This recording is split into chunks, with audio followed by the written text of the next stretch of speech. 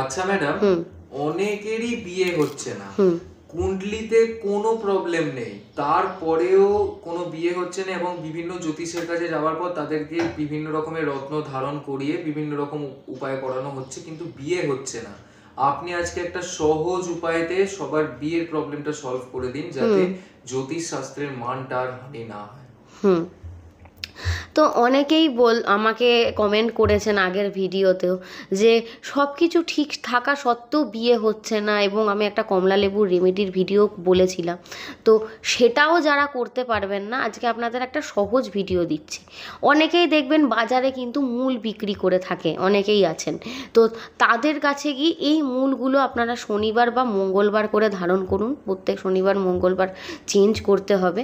কিছু মূল আছে, যেমন হচ্ছে হলুদ গাছের মূল। অনেকেই বলেন হলুদ গাছের মূল ধারণ করলে যাদের কুদৃষ্টি আছে, রাহু কেতুর দোষ আছে, বা শুক্র দুর্বল থাকার কারণে বিবাহ হচ্ছে না, তারা কিন্তু এই হলুদ গাছের মূল অবশ্যই ধারণ করতে পারেন। লাল সুতোয় বেঁধে শনিবার বা মঙ্গলবার যে কোনো একদিন হলুদ গাছের মূল কিন্তু আপনারা ধারণ করতে পারেন। এছাড়াও অনেকেই জানেন না, হয়তো তাদের কুষ্টি খুব ভালো মতো চেক করেননি। অনেকেই শনি দোষ বা মঙ্গল দোষ, শনিদেবের কুপ্রভাব, 7th হাউসে স্যাটার্ন বা পিতৃদোষ থাকলেও কিন্তু বিবাহ হয় না। সেক্ষেত্রে অনেক সময় হলুদ গাছের মূল কিন্তু যথেষ্ট নয়। তারা কি করবেন, মঙ্গল দোষ যাদের রয়েছে তারা অশ্বত্থ মূল পড়তে পারেন, ডান হাতে পড়বেন। যারা শনি দোষ যাদের রয়েছে, বেল বা অর্ক গাছের মূল আপনারা ধারণ করুন।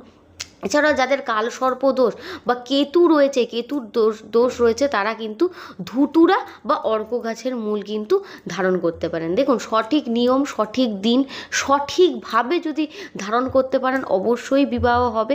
একদমই কিন্তু আশা ছাড়বেন না, একটু ভালোভাবে ফলো করুন। দেখুন, বাজারে অনেকেই মূল বিক্রি করে, তাদের কাছে না থাকলে তাদেরকে অর্ডার দিয়ে রাখুন, আপনি কিন্তু পেয়ে যাবেন। এছাড়াও এই ধরনের ভিডিও যদি আপনারা পরবর্তীকালেও দেখতে চান, অবশ্যই চ্যানেলটিকে সাবস্ক্রাইব করে আমার সাথে থাকবেন। আপনাদের যদি কোনো প্রশ্ন থাকে অবশ্যই আমাকে কমেন্টে জানান, আর তার সাথে সাথে ভিডিওটাকে কিন্তু লাইক আর অবশ্যই শেয়ার করে আমার সাথে থাকবেন।